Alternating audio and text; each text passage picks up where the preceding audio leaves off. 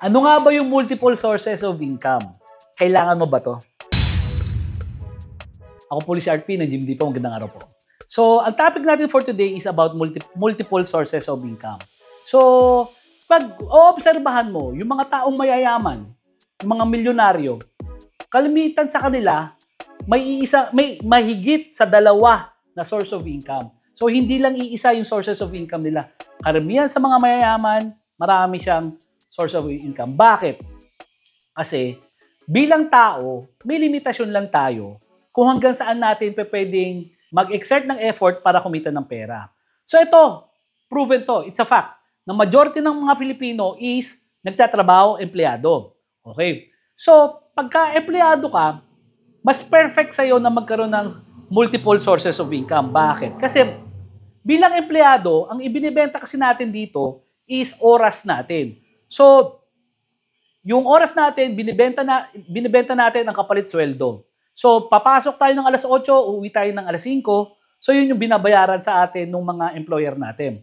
So, ito, karamihan pa sa mga trabaho is fixed yung sweldo. So, kung ito yung sweldo mo araw-araw, ito lang talaga yung matatanggap mo araw-araw.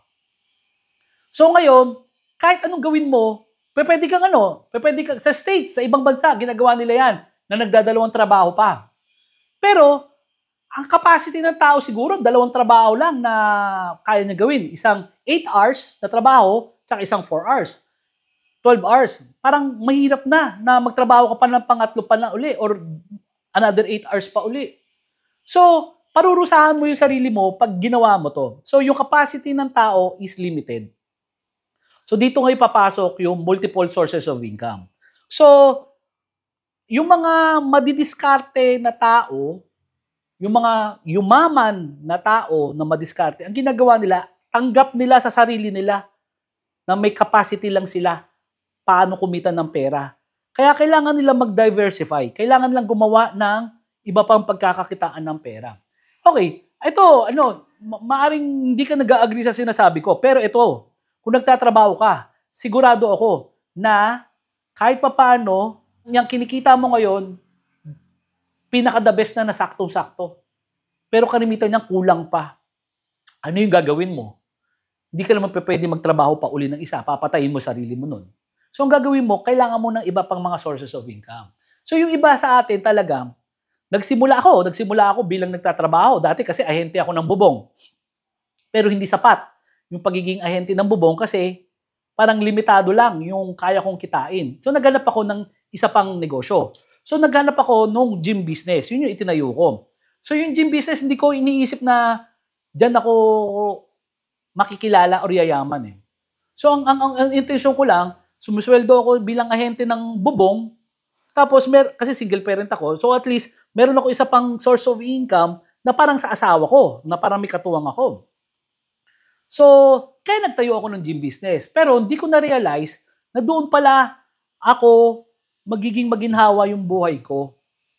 Kasi, tinan mo to, yung gym business ko, noon, sabi ko nga, kaya lagi ko sinasample yung 500 pesos. Kasi ganun yung kinikita ko araw-araw noon. Kumikita ako between 500 to 800 pesos way back 2008 doon sa maliit kong gym. Makikita nyo to, itong garage gym ko na yan. So, kumikita ako ng gano'n. Tapos, samantalang doon sa labas, naiinitan ako, nagastos ako, napapagod ako. Tapos, nung na-realize ko yun, nag-stick ako doon sa gym business. Pero again, mabalik tayo doon sa multiple sources. So ngayon, dalawa na yung pinagkakakitaan ko. Kumikita ako bilang ahente. Tapos meron din akong gym. So ito ngayon yung sinasuggest ko.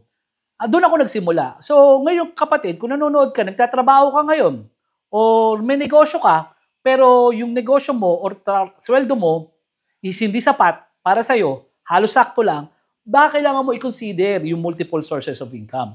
Marami dyan marami, hindi lang yung isasuggest ko. So, pwede ka magtayo ng, sabi ko nga, lagi may nagko-comment, tindahan itlog, mantika, bigas, etc., sari-sari. So, pwede mong gawin yun, magtayo. Pero again, kung may negosyo ka na, at magtatayo ka namang isa pang negosyo, kaya mo bang i-handle yung dalawang negosyo na yon? Or may trabaho ka na, kaya mo bang mag-handle ng sari-sari store? Di ba? So, dito papasok ngayon yung gym business. So yung gym business kasi, kagaya ng mga nasabi ko nung mga nakaraan, parang semi-passive income siya. Kumbaga hindi siya matrabaho. Hindi siya kailangan natutukan ng atensyon. Lalo na kung ilalagay mo yung gym business mo na yan sa bahay mo.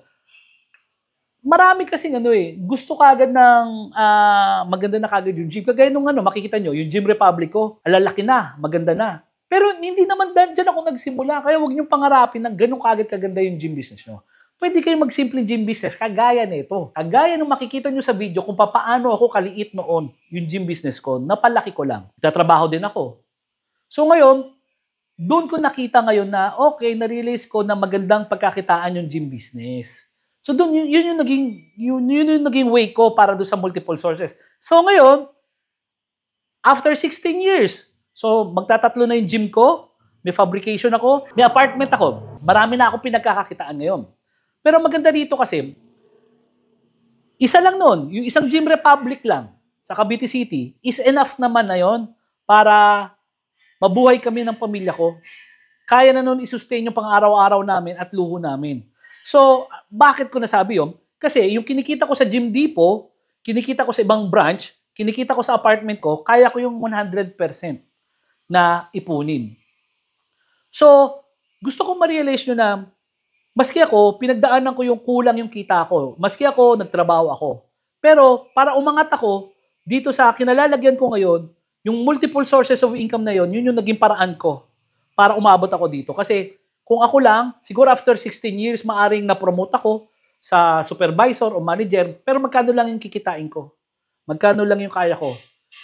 Samantalang dito ngayon, nagkaroon ako ng multiple sources of income na dumating yung panahon na mas malaki na yung kinikita ng multiple sources of income ko kumpara doon sa sweldo ko, doon ako nag-resign. Doon ako tumigil. Kasi mas mapapakinabangan yung oras ko ngayon sa pagmamanage ng iba't ibang klaseng negosyo. So yun yung gusto kong mamulat sa inyo. Again, kung nanonood ko sa video ko at hindi ka boto doon sa gym business, i-disregard mo yung gym business. Pero ang sinasabi ko, pwede kang magnegosyo na kaya mong i-manage habang nagtatrabaho ka para magkaroon ka ng dagdag na kita. Kasi kagaya ng mga successful na tao, pwede natin silang gayahin paano sila naging successful. Naging successful sila kasi meron silang main source of income, tapos nagkaroon pa ng multiple sources of income o marami pa silang mga income na natatanggap bukod doon sa main source of income. I hope may naitulong na naman ako sa inyo. I hope marami akong namumulat ng mga Filipino pagdating sa mga ganitong klaseng aral. Ako po si RP ng Gym Depot. Maraming salamat po.